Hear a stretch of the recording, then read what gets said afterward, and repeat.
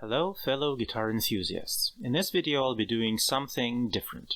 I'll try and bring this SG back to life. I saw this body in an online auction for next to nothing, and an idea formed instantly. As you can see, this has probably started life as an Epiphone SG with cherry gloss finish with 2 humbucker routes. It also had an original Bigsby. The mounting holes are dead center and seem to be professionally made. However, it must have corroded or fused with the lacquer, as can be seen from the marks of the Bigsby footprint. I guess at some point there was a drop or a repair attempt, so the neck was detached from the body, taking a big chunk with it. This is what I want to try and restore. The body itself is in pretty good condition with several dings. There's a sticker on the back. I have no idea what band the previous owner liked. Help me out in the comments.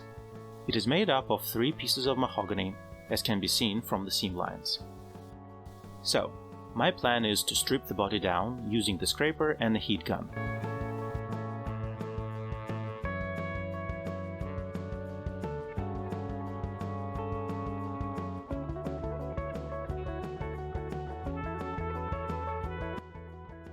Next step would be to route out what remains of the neck pocket and add more wood to it.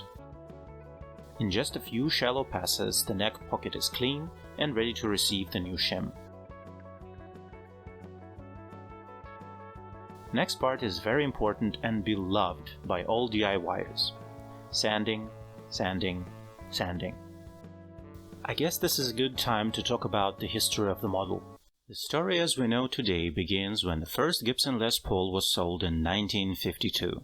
The name that would become synonymous with the model was of a famous artist and virtuoso, Mr. Les Paul himself.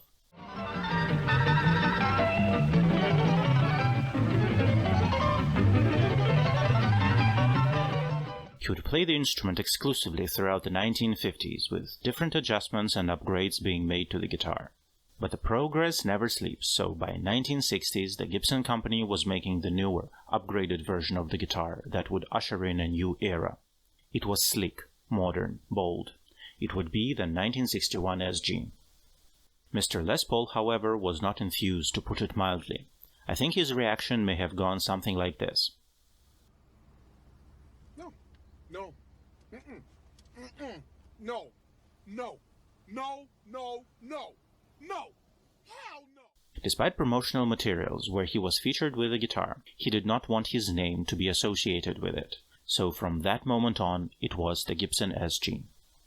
It would later be adopted as the go-to guitar of Tony Iommi of Black Sabbath, Angus Young of AC/DC, Frank Zappa, and many, many more. It was the best of both worlds.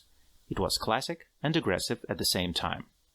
As for the one we have today, this is an Epiphone version, a subsidiary of Gibson that makes licensed copies that are more budget-friendly. It probably started out as something like this, but I cannot verify as there are no model numbers on the body, and traditionally all that information is carried on the headstock. So I'll assume this was a G400 of sorts in the past.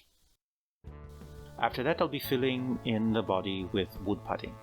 We need to make it as even as possible so that the paint would not show any repairs or imperfections.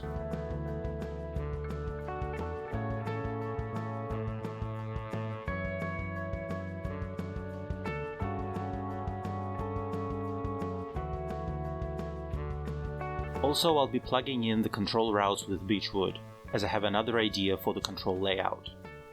I'm using beechwood. Yeah, bitch! Come on, Jesse. Help me out, James. Beech. Thanks.